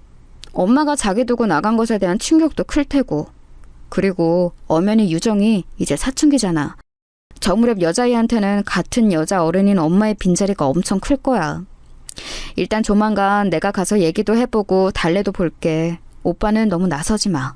사춘기 때의 딸과 아빠는 원래 사이가 안 좋은 법인데 오빠네 케이스는 더 심할 수밖에 없지. 정말 여동생의 말 맞다나 딸아이는 사춘기와 자기 엄마의 가출, 모든 게 다 겹쳐서 혼란스러워하고 있더군요. 제가 말을 거는 것을 극도로 싫어하고 학교도 멋대로 빠지고 안 나가기도 하고, 어느 날은 방을 다 휘저어 놓고 침대에 엎드려 울고 있고 매일매일 너무 지쳤습니다. 심지어 더 큰일을 저지르고 말았는데 그때 어울리던 친구들 한둘과 함께 보란듯이 가출을 해버린 거예요. 안 그래도 아내도 그런 식으로 나가버려서 큰 트라우마를 안고 살아가는 저에게 딸이 저지른 짓은 큰 충격이었습니다. 정말 염치불문하고 결국 여동생에게 한 번 더 알렸으며 극심한 스트레스와 빈혈로 쓰러진 저를 대신하여 찾으러 다녀주었네요. 나중에 자기 친척 언니들과 고모의 설득으로 인해 딸아이는 겨우겨우 돌아왔고요. 저는 그때 딸을 붙잡고 울며 사정을 했어요. 유정아, 아빠 진짜 너무 힘들다. 제발 너 성인 될 때까지만 좀 아빠 말 들어주면 안 되겠니? 그때 되면 네가 하고 싶은 거 뭐든 다 해도 돼. 아빠가 너를 데리고 있을 책임이 있는 동안에는 좀 얌전히 조용히 우리 살아보자. 아빠가 지금 아무것도 할 수가 없어. 돈도 벌 수 없고 우리는 뿔뿔이 흩어져야 할지도 몰라. 네가 살아왔던 것보다 훨씬 비참하게 살아야 될 수도 있어. 그래도 괜찮은 거야, 너는? 어찌 보면 이게 고작 중학교 3학년인 애한테 할 소리였나 싶지만 저는 정말 벼랑 끝에 매달려 있었어요. 생을 포기하고 싶은 심정까지 들었으니까요. 지 아빠가 울며 부탁하는 걸 보고서야 급기야 정신이 들었는지 딸은 그 이후로 줄곧 조용히 학교를 다녔습니다. 이후로 고등학생이 되고 고3이 되고 서울에 있는 작은 대학에 들어가기까지 저와 딸은 서로를 동아줄로 잡고 잘 버텨왔어요. 다행히도 딸은 성인이 되는 20살이 되어서도 흐트러지지 않았고 자기 하고 싶은 대로 산다거나 하는 일은 하지 않았어요. 21살이 되는 올해부터는 알바를 시작해서 간간히 자기 학비에 보태고 있고 우리는 어느덧 아내가 없는 삶, 딸에게는 엄마가 없는 삶으로 자연스럽게 적응을 했답니다. 그러던 어느 날 몇 년 전부터 일을 시작한 여동생이 바쁘게 사는 것 같더니 한동안 연락이 잘 안 되었거든요. 그런데 갑작스레 전화가 걸려와서는 이런 말을 하는 거예요. 오빠, 내가 지금 톡으로 뭐 하나 보냈어. 나 지금 너무 떨려서 어떻게 진짜. 오빠, 내가 보내준 링크 있지? 그거 한번 들어가 봐. 유튜브 영상 빨리 봐봐, 빨리. 여동생은 본인답지 않게 아주 요란을 떨어가며 뭔 영상을 하나 보라고 했고 저는 회사 카페 쪽으로 나가서 확인을 했는데요. 그 영상을 눌러보고서야 왜 그렇게 여동생이 호들갑을 떨었는지 이해할 수 있었어요. 제 눈앞에서 펼쳐진 화면 안에는 큰 제목으로 순간 저를 움찔하게 만들 내용이 적혀 있었어요. 바로 남편과 딸을 찾습니다 라는 어투의 제목이었어요. 얼핏 보면 확 와닿지 않을 수 있지만 저는 왠지 모르게 그 내용이 확 끌리더군요. 남편과 딸을 찾는다니.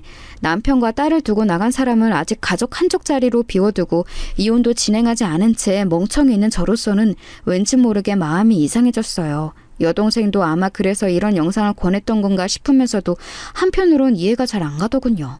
그런데 그걸 눌러보니 푸르스름한 화면을 뒤로하고 웬 여자 둘이 나와서 뭐라 말을 하고 있었어요.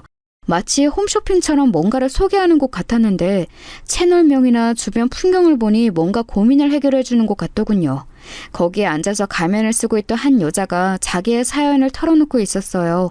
얼굴은 나오지 않아서 뭔 말인가 하며 계속 듣게 되더군요. 그런데 좀 이상한 부분이 있는 거예요. 사회자의 소개말부터 좀 희한한 게 들렸습니다. 그럼 오늘 사연 보내주신 동상동님은 10년 전쯤 남편분과 딸을 잃어버리셨다는 걸까요? 상황이 너무 안타까운데 요즘도 이렇게 기억을 잃게 되는 상황이 있나 봐요. 이쯤 들었을 때 저는 왜 내가 여기까지 보고 있나 새삼 이상하면서도 귀가 더 크게 열리는 기분이 들었어요. 뭐 이런 일이 다 있나 싶었죠. 기억을 잃어서 남편과 딸을 잃어버렸다고? 하면서요. 그러자 그 옆자리에 가면을 쓴 여자가 대답을 하는데 좀 이상해서 얼굴을 찌푸리게 되더군요. 네, 제가 동산동에서 사고가 나서 그때 지금의 어르신 부부께서 저를 119를 불러 도와주신 거예요. 그때만 해도 저는 기억이 없어졌던 것 같아요. 수술도 오래 받았다고 하더라고요. 그러게요. 저희가 동상동님 사연을 들었을 때 눈에 띄었던 건 그런 사고를 겪을 수는 있지만 기억이 오래도록 없으셨고 나중에 깨닫고 보니 가족이 있었던 것 같다고 하셨던 부분이에요. 실제로 가족이 있었다는 것을 확신하시는 거죠? 이제서 기억이 조금 나시는 건가요? 사회자가 여기서 말하는 부분부터 저는 이상하게 가슴에 조여오는 기분이 들어 계속 휴대폰 스피커 쪽에 귀를 가까이 더 들이대게 되었어요. 그리고 점점 이어지는 내용을 듣고 눈을 한껏 찌푸리며 작게 비명을 토하게 되었습니다. 네, 이렇게 살아온 것도 벌써 10년 정도 되었나 봐요. 저한테는 남편이 있고 아이가 있었어요. 딸이요. 몇 살인지 정확히 기억은 안 나는데 지금 20살쯤 되지 않았을까요? 남편 이름만 기억이 있어요. 딸도 생각날 것 같은데 자꾸 뒷글자가 기억이 안 나요. 그럼 남편분 성함을 한번 말씀해 주실 수 있을까요? 딸아이는 성이 똑같을 테니까요. 성도 모른다고 하셨죠? 그럼 혹시 모르니까 한번 아는 대로 말씀해 주세요. 정말 너무 안타까운 사연이네요. 별 얘기가 다 있다 싶으면서 한 몇 분간 들어왔던 이 내용 안에 저는 믿을 수 없는 소리를 귀 안에 담게 되었어요. 그 고민이 있다는 가면을 쓴 여자분의 입에서 나온 잃어버린 남편이라는 남자 이름은 암만 여지껏의 인생을 되돌려봐도 어떻게 이런 일이 있을 수 있나 싶은 상황 그 자체였거든요. 그 이름은 바로 제 이름이었으니까요. 명진이라는 이름이에요. 한번 기억이 난 뒤로 계속 그걸로 굳어져서 맞다고 생각이 드는 걸 보니까 맞는 것 같아요. 성이 기억이 안 나요. 여기서 정말 얼마나 소름이 돋던지 저 발끝부터 머리까지 단번에 뭐가 치가 올라오는 느낌이 들 정도였어요. 그러고 보니 화면 안에는 자막으로 그 가면을 쓴 여성분의 신원이 대충 나와 있었는데 이름은 안 나와 있고 나이만 나와 있었어요. 40대 중반의 여성이라고 하는데 정확한 나이도 아니고 해서 저도 생각이 복잡해지더군요. 남편과 딸을 10년 전에 잃어버렸고 기억이 없다는 여자. 게다가 그 남편 이름으로 내 이름을 말하고 딸아이의 나이를 우리 유정이와 비슷하게 말한 여자. 저 사람은 대체 뭐인 걸까요? 저는 다시 여동생에게 전화를 걸었고 여동생은 여전히 흥분한 목소리로 말을 했어요. 오빠, 저거 처음부터 다 안 들어봤지? 나 빨리 감기로 돌려봤는데 장난 아니야. 나 저 채널 주인한테 메일 보내놨어. 혹시 몰라서. 이거 정말 나 지금 진정이 안 되는데 좀 그래 마음이. 저 사연 여자 좀 이상하다니까? 아니 글쎄 10년 전에 동산동에서 사고가 났다는 거야. 일단 오빠도 한번 들어봐. 자기가 저기서 사고가 나서 머리를 크게 다쳤대. 기억도 없고 엄청 오래 누워있었다나 봐. 짐도 갖고 있는 거 얼마 없었고 그때 사고 난 장소 옆에 있는 마트 할머니 할아버지가 119를 불러줬다나 봐. 아니 근데 또 생각해보니까 만약에 말이야 오빠, 저게 언니가 맞다면 언니가 동상동에 갈 일이 있나? 여동생도 제가 어렴풋이 생각하는 방향으로 똑같았던 건지 그 화면 속 여자를 제 아내로 생각하고 고민을 하더군요. 저는 10년이라는 그 괴롭고 두터운 벽을 뭔가 잘게 부셔서 허물고 싶은 생각은 없었지만 워낙 기묘한 상황이었어요. 저 역시 괜한 흥분이 일어나고 심장이 뛰는 것 같은 느낌이 들더라고요. 아내가 만약 저 여자분이라면 뭐가 달라질 게 있을까 빠르게 생각을 해보았어요. 그렇다면 달라질 게 적어도 있을 것 같다는 생각은 들었어요. 저기서 말하는 사고인가 뭔가로 오래도록 헤맸었다면 어쨌든 본인의 의지로 일부러 저와 딸을 단절한 건 아니었다는 거니까요. 하지만 그렇게 해서 굳이 집을 나갔던 사정도 잘 모르고 뭐 때문이었는지도 알 수 없고 여전히 제 안에 골마있는 굳은 살은 아프게 느껴졌어요. 모르는 건 모르는 것대로 놔두고 여동생이 남겨둔 연락에 따라 혹여나 답장이 올지 기다려보게 되었어요. 헌데 정말 상황이 말도 안 되게 흘러갔던 게 그 채널 주인장으로부터 연락이 된 거예요. 여동생은 그걸 다급하게 제게 알려왔고 결국 그 가면의 여성과 나를 잡아서 저와 여동생, 그 여성분, 채널 주인분까지 넷이서 나란히 만나게 되었어요. 사실 그 당시에 화면으로 얼굴이 나왔더라면 더 빠르게 알아낼 수 있었는데 가면을 쓰고 있으니 알아보기도 힘들었고요. 채널 쪽에서도 우리의 신원을 확인하고 저쪽에도 체크하느라 시간이 좀 걸렸어요. 그런데 이상하게 날짜가 다가오면 다가올수록 관련된 정보를 확인할수록 저는 저 여성이 아내가 맞을 것 같다는 생각에 휩싸였어요. 채널 주인분도 약간 확신을 갖고 계셨고요. 동산도님은 그 당시 구해주신 할머님과 할아버지 댁에서 수년간 사셨다고 하더라고요. 그분들이 좋은 분이라서 걷어주시긴 했는데 자기 신원도 모르고 계속해서 있을 수는 없었나 봐요. 그나마 그분들이 마트에서 일하게 해주셔서 일하고 그렇게 모은 돈으로 옆에 조그만 원룸 얻어서 사신다고 하네요. 많이 회복되셨다고 하지만 여전히 치료가 필요한 부분은 있고 그리고 가족이 있다는 걸 떠올리고 있으니 주변에서는 더 애가 탔던 것 같아요. 많은 고민을 갖고 사연을 보내주시긴 하는데 이분 내용은 저희 스태프들도 유독 신경이 쓰였어요. 아이가 보고 싶다고 하시는데 이름도 잘 생각 안 나고 남편분만 이름이 정확하게 기억난다고 하시니까요. 이 말을 되새기면 되새길수록 아내가 남긴 상처를 평생 안고 갈 수밖에 없었던 제 마음 안에서는 다양한 생각들이 충돌했어요. 만나러 가기 전날 밤에는 악몽도 꾸고 가는 당일에도 운전을 하는 내내 제가 너무 멍청한 짓을 하는 것 같다는 생각도 들었어요. 여동생한테도 그냥 취소하면 안 되라는 얘기도 했었고요. 아무리 생각해봐도 이거 너무 미친 짓 같아. 달랑 그 영상 하나 보고 그걸 유정이 엄마라고 생각하는 것도 이상하잖아. 그리고 유정이 엄마 그 회사 팀장놈이랑 사라진 거 맞을 거야. 그 집도 나중에 들려오는 얘기로 이혼했대. 유정이 엄마는 이후로 우리한테 연락도 한 통 없었어. 지금 이 순간까지 말이야. 둘이 살림 차린 게 맞는 게 아닐까? 내가 이혼 안 해주고 있으니 더 괘씸해서 저렇게 잠수 탄 것 같아. 나 다시 떠올리니까 너무 스트레스 받는다.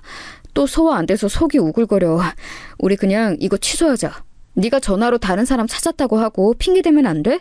그리고 나는 이번 일을 계기로 이혼을 제대로 진행하겠다고 결심했어. 유정이도 다 컸으니까.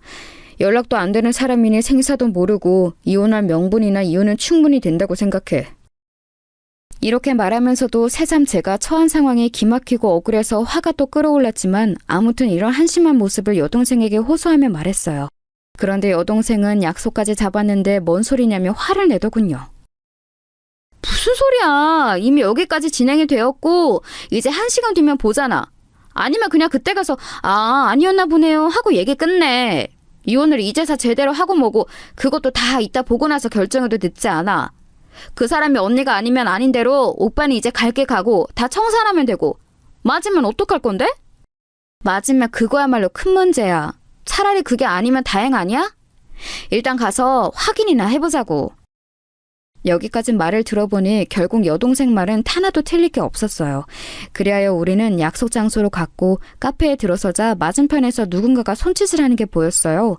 바로 자기가 땡땡 채널 운영자라고 소개하는 사람 옆에 모자를 쓰고 앉아있는 한 여성이 보이더군요. 일단 간단히 목례만 하고 들어가서 마주 앉았는데 모자를 쓴 여성의 고개를 숙이고 있다가 슬쩍 들어 저와 여동생을 보았어요. 그리고 그 순간 저는 인사를 하겠답시고 입을 열었는데 의도하지 않은 소리가 나와버렸답니다. 당신! 이런 말이 제 입안에 돌았던 이유는 맞은편에 앉은 검은 모자를 쓴 여성의 눈매와 코, 입 언저리며 누가 봐도 제 아내가 맞았기 때문이에요. 당신 뭐야? 지금 뭐 하는 거야 여기서? 이렇게 거의 무슨 본능적으로 튀어나온 말이 쭉쭉 이어지고 있는 와중 제 옆에 앉은 여동생도 비명을 질러대기 시작했어요. 언니 맞잖아! 세상에! 어머! 우리 맞은편 여자, 아니 제 아내와 옆에 앉은 채널 주인분 다 입을 반쯤 벌리고 우리를 응시했고 저와 여동생은 도무지 진정을 할 수 없었어요.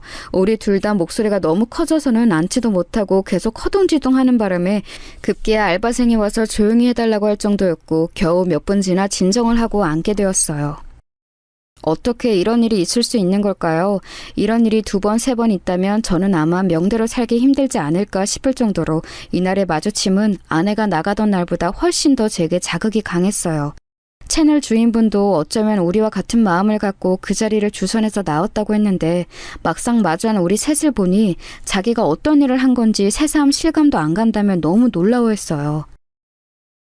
와, 어떻게 이런 일이 있나요? 우리 쪽 채널이 워낙 구독자도 많고 흐름이 좋긴 하지만 솔직히 이렇게 다 할 거라고 상상은 못했어요. 하도 사연이 안 되어 보여서 다른 SNS 창구로도 홍보를 해볼까 생각은 했지만 아시다시피 저희도 일이 많은지라 그럴 사정까지는 안 됐거든요. 어떻게 이렇게 연결이 된 걸까요? 이처럼 놀라워하는 채널 주인분과 달리 제 맞은편에 앉아 10년 만에 저와 얼굴을 대면한 제 아내는 그냥 떨떠름하고 당황스러운 표정을 짓고 있었어요. 대충 스쳐가듯 지나치며 봐도 알아볼 수밖에 없는 아내의 얼굴에 틀림없이 맞았고 옆에서 제 여동생도 단박에 알아챈 걸 보면 참 사람일 희한하죠. 가운데서 채널 주인분이 정리해준 내용과 우리가 사전에 말했던 내용들을 정리해보면 이런 결론이 나더군요. 제 아내는 10년 전 저와의 다툼으로 인해 큰 실망을 했고 집 밖으로 뛰쳐나갔었죠. 그렇게 나간 아내는 그날 나가면서 저에게 말했듯이 실제로 처갓댁에 가려 했던 모양입니다. 저희 집에서 한 번에 가는 교통편은 없기에 버스를 갈아타려고 중간에 당산동에 내렸고 거기서 다른 버스를 타려고 건너가려다 사고를 당한 것 같더군요. 당시 저는 제가 의심했던 그놈과 어딘가로 뜨려고 했던 게 아닌가 싶었지만 아내가 사고를 당했다던 동산동은 늘 처갓댁 갈 때 중간에 갈아타던 곳이 맞아요. 아내는 정말 제게 말했던 그대로 장인어른께 가려고 했던 게 맞았습니다. 이미 유튜브에 나온 내용 중 동산동에서 사고를 당했던 얘기를 들었을 때 약간 직감이 되었던 부분이지만 다시 맞춰보며 확인을 해보니 새삼 울컥한 감정이 올라오더군요. 그간 살아오면서 제가 내린 결론은 회사놈이랑 눈이 맞아서 같이 사라졌다고 생각했던 게 한 70%였고 나머지는 약간 미지수였어요. 왜냐하면 앞에서도 말했듯이 그놈이 이혼했다는 얘기는 들었거든요. 헌데 재혼했다는 말도 있어서 약간 그 부분은 아리송한 부분이 있었어요. 아내는 저와 이혼이 안 된 상태인데 재혼을 할 수 있을 리가 없으니까요. 아무튼 그렇게 사고를 당한 아내는 당시 뺑소니 차량이 혹독한 사고를 당한 거라 범인도 못 잡았고 근처 마트 할머니 부부가 나와서 도움을 주었다고 해요. 그리고 큰 수술을 했으며 기억도 잃었고 본인의 신원도 알지 못하고 정말 아무것도 모른 채 할머니 부부와 5년 정도 함께 살았다고 하더군요. 그 뒤로도 근근히 신세를 지긴 했다지만 마트에 취직을 해서 어찌어찌 돈을 모으며 살았다고 합니다. 그렇게 혼자 살아온 것도 약 5년 정도 되었다고 하고요. 근래에 들어서 조금씩 기억이 났고 그런 사연을 안타까워한 주변 직원과 할머니 부부의 도움으로 이런 창고를 이용했다는 거예요. 채널 주인도 처음에 너무 당황스러웠다고 해요. 그런 사례들이 아예 없는 건 아니고 저도 몇 번 보긴 했지만 동산노님은 좀 많이 안타까웠어요. 이제 조금씩 기억이 나려고 하고 가족이 있다는 걸 인지했는데 보고픈 감정은 있는데 만나볼 길이 없으니 무척 힘들어하셨다더군요. 그날 촬영할 때도 얼마나 많이 우셨는지 몰라요. 중간에 몇 번을 끊어야 할 정도로 진정이 안 되셨어요. 혹시 동산도님의 신원에 대해서 좀 더 자세히 말씀해 주실 수 있을까요? 여기까지 듣고 우리도 그간의 사정에 대해 설명했고 겨우겨우 조금씩 틈을 메워가며 이야기를 마무리 짓게 되었어요. 상황을 듣고 나니 참 어떻게 이 현실을 받아들여야 할까 싶어 저와 여동생은 말을 잇지 못했어요. 아내는 본인의 신원에 대해서 저로부터 설명을 듣고 난 뒤 알 법도 모를 법한 얼굴로 힘들어하더군요. 그렇게 거의 두어 시간을 함께 있었는데 저는 이유 모를 눈물이 계속 쏟아져 고개를 들 수가 없었어요. 제가 우니 여동생도 따라 울고 채널 주인도 어느 정도는 심정을 알겠는지 이해는 한다고 하고 맞은편 앉은 아내도 어쩔 줄 몰라 하더라고요. 그리하여 우리는 이후 그간 아내를 돌봐주셨다던 할머님 부부까지 다 같이 만나고 이후에 장인어른까지 모시고 많은 내용들을 확인했어요. 복잡한 절차와 수많은 통곡과 울음 속에 겨우겨우 한 집의 형태로 모이게 되었고 이렇게 지내게 된 지 아직 몇 달이 안 되었어요. 저도 저지만 가장 이 깨어진 흐름을 붙이기 힘들었던 건 아내와 딸이었어요. 딸은 나중에 사정을 다 듣고는 무척 괴로워하더니 결국엔 자기가 먼저 엄마에게 다가가더군요. 엄마, 나 엄마 딸 유정이야. 사진 보여줄게. 그러면서 앨범을 열어서 보여주고 조금씩 힘들게 생각해보려는 자기 엄마를 기다려주었어요. 딸아이는 그닥 말이 많은 편이 아니라서 자기 생각을 드러내진 않지만 저와 자기가 생각했던 그런 이별이 아니었다는 것은 안도감을 느끼고 있나 봐요. 저도 마찬가지고 그래서인지 딸 역시 조금 낯설어하면서도 거북하지 않게 엄마를 대하고 있으니까요. 10년이라는 시간 동안 우리는 2번 이사를 했고 그렇게 옮겨서 살고 있는 집에 아내를 데려와 소개시키면서 묘한 기분이 들었어요. 아내 역시 살고 있던 곳을 우리에게 소개해 주었고 그곳을 정리하고 오면서 서로 많은 이야기를 나누었어요.